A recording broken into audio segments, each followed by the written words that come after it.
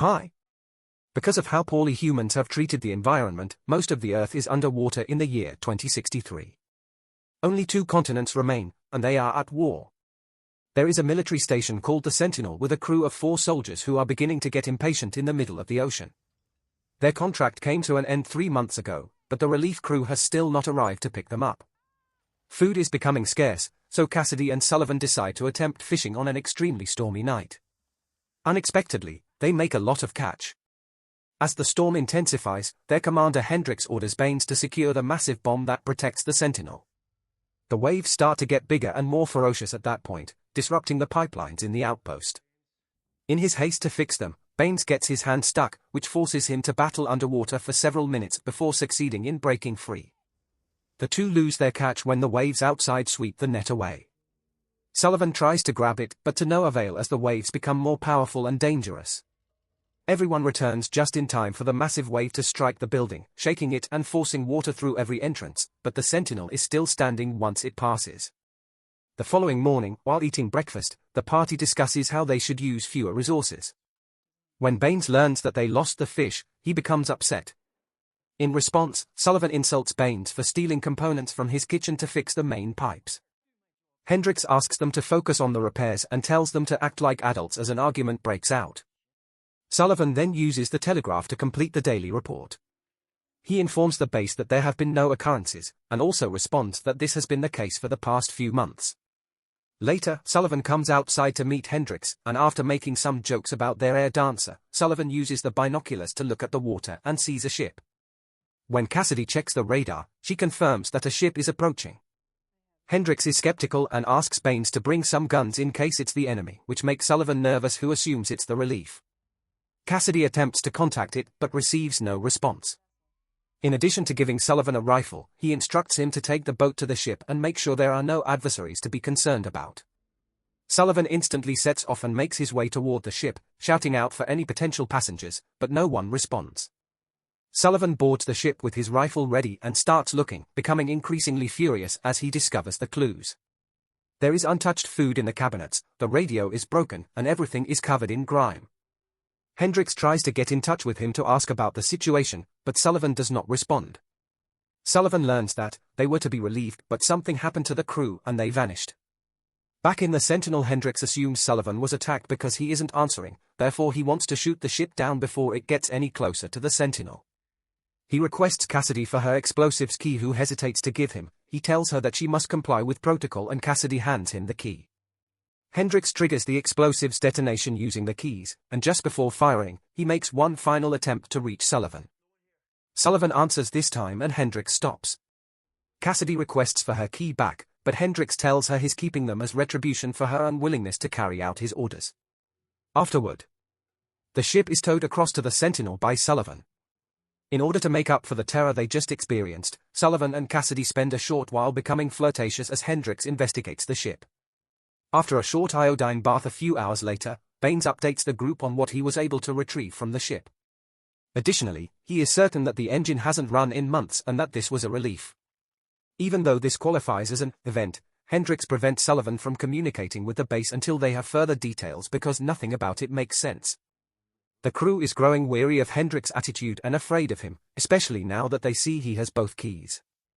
Hendricks examines the ship's navigation history after getting out of the shower and records all the coordinates, which he then takes back to the Sentinel and uses to plot their route on a chart. Since they haven't seen the outside world in 2 years, Cassidy and Sullivan speculate on how it must be. Sullivan tells them that they will get an answer tomorrow, when he admits sending a message behind Hendricks' back.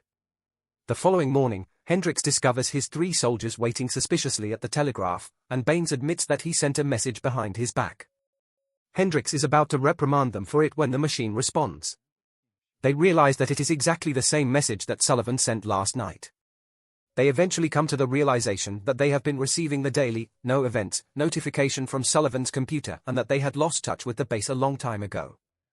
Baines starts creeping into the ship with a strategy in mind as Hendricks continues to work with the coordinates on the map. He returns one night, and Sullivan sees him, but Baines won't explain anything. The two eventually take a drink. Baines finally admits that he can repair the ship. Sullivan hurries to tell Cassidy the news and offers to take her with him to live in one of the few remaining safe towns on the continent, but Cassidy is reluctant and won't accept what she's hearing. Sullivan is excited by the prospect of leaving. The following day, Sullivan sneaks into the ship with Baines to assist him in fixing the engine, and the two of them successfully complete the task.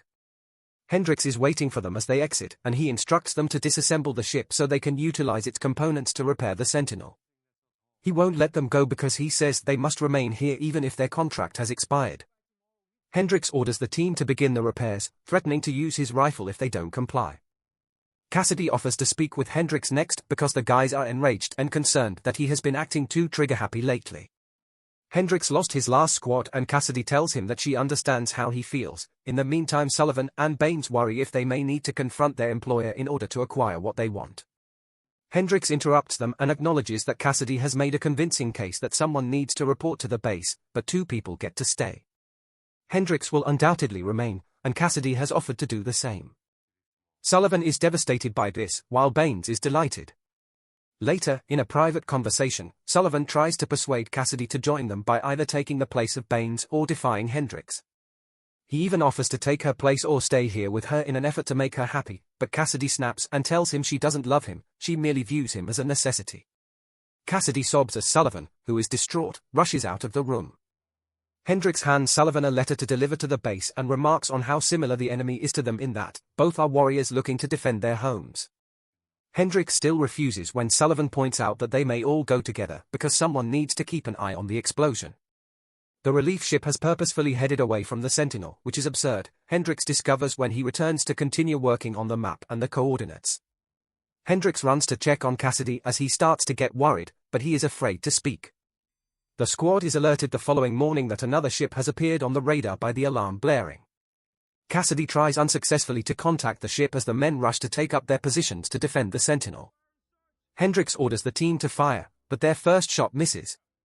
This time, he refuses to send anyone. Cassidy realizes that their ship is missing as they prepare to reload. They continue to refuse to shoot down the ship and Hendricks pulls his rifle and shoots Baines before Cassidy could stop him. Hendricks released the ship out last night, and he shoots the air dancer to show he's serious. Baines continues to refuse to blow up the ship, and Hendricks responds by shooting him in the ear. As a result, Sullivan grabs the cannon and blows up the ship. Cassidy uses a fire extinguisher to put out Hendricks before an enraged Baines can reach him. After that, Hendricks is imprisoned in the pantry by Sullivan and Cassidy, and she takes both keys back. Later, an enraged Baines seeks out Hendricks to kill him and hit Sullivan when he tries to stop him. Even after Cassidy comforts him with words, Baines still leaves to unpack his belongings and gets drunk alone. When Sullivan informs Cassidy that their only option is to try every telegraph channel until one is operational, Cassidy seizes the opportunity to admit she didn't mean what she said about him. She only wanted him to go without worrying about her, but Sullivan is hard to accept. Later that afternoon, Sullivan delivers meals to Hendricks and asks him why he changed his mind about leaving. Hendricks relays the information he learned from the coordinates. The relief ship was meant to have arrived 3 months ago, but something caused it to depart.